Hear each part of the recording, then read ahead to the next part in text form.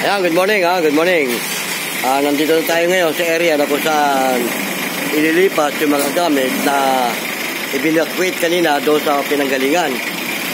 Dito pala, pansamantalang dadalhin yung mga gamit at ayon doon sa kanilang katiwaldas, sa linggo yata ito tuloy ang aalisin. For the meantime, dito siya muna. Ito nga yung sasakyan na pinaglagyan ng mga gamit. At dito sila pansamantala munang i-stack yung mga gamit. Kumbaga parang ito nagsilbing bodega ng mga gamit na pinanggalingan na kung saan sila nanggaling. Ito nga, yan. Ito si bro. Ayan, dito. Napakadilim. Yun dilim yung area mga idol. Yan. Dito nila ibabagsak yung gamit. Yan. Ito, parang nagsilbing bodega na ang mga sistemang ito. Yan. Yan si bro, yung kaibigan natin na nag-evacuate doon sa pinanggalingan. At for the meantime, dito sila binagsak yung mga gamit. Yan. Yan ba bro, kaya nyo dalhin lahat? Hindi naman. Hindi kaya. Hindi kaya, no? May mga may iwan na dito. Yung mga importante lang ang dadalhin nyo. Yung asawa. Ganun ba? Yan, dito. Dito sila ngayon pansamantala. Yan.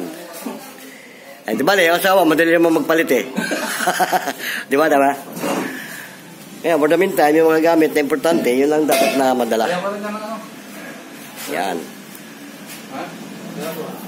Yan, lumapit nga sila sa ating tanggapan para magkaroon ng formal na pag-evacuate. At may paintulot na yung may-ari nung pinanggalingan na sila kunin na ang mga gamit at ilabas na dahil ayon doon sa katiwaldas nila na si boss papadlock na yung lugar na yon na pinanggalingan. Yan. Dito nila mas sasamantala babagsak yung gamit. Yan. Sila naman mga tauhan din ni Mr. Rodriguez. At itong building na to, abandonado na to. Balak na ipa-renovate ito. Gagawin na ulit. Yan. Ngayon, puntahan natin yung sa labas.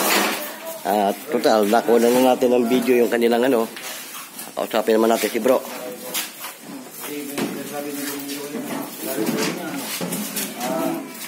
Diyok na sa bukas sa linggo Bukas sa linggo. Nunasan niya, nangyari. Oo nga. Hindi na lang siya magbili. Kaya ang sundin mo, yung video na itinis ko sa'yo. 31 sa kauno, di ba? Kaya may uno sa kanin. Ito di ba? Nibong. Ang sa? Ang ano niya sa Honda.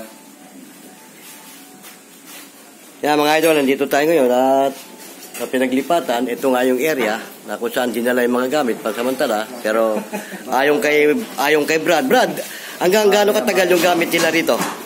Hanggang linggo lang. Ayun. Tapos, ayon kay bro na hindi naman daw niya madadala lahat, so iiwanan yung iba rito. Iuwi na sila sa kasama. Yung kung ano lang yung madadala nila pa uwi, yun na lang.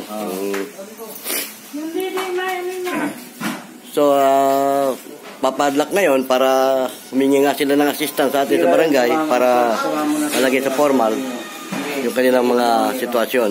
Kami nang bala dito sa ito. Yan, ito yung asawa. Iwan ng asawa.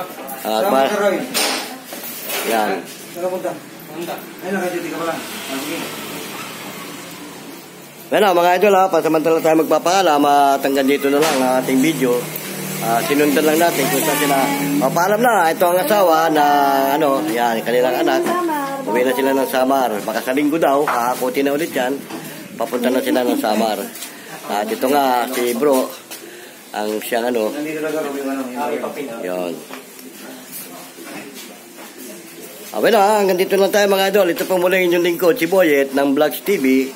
Pansamantala nagpapaalam. Hanggang sa muli, paalam.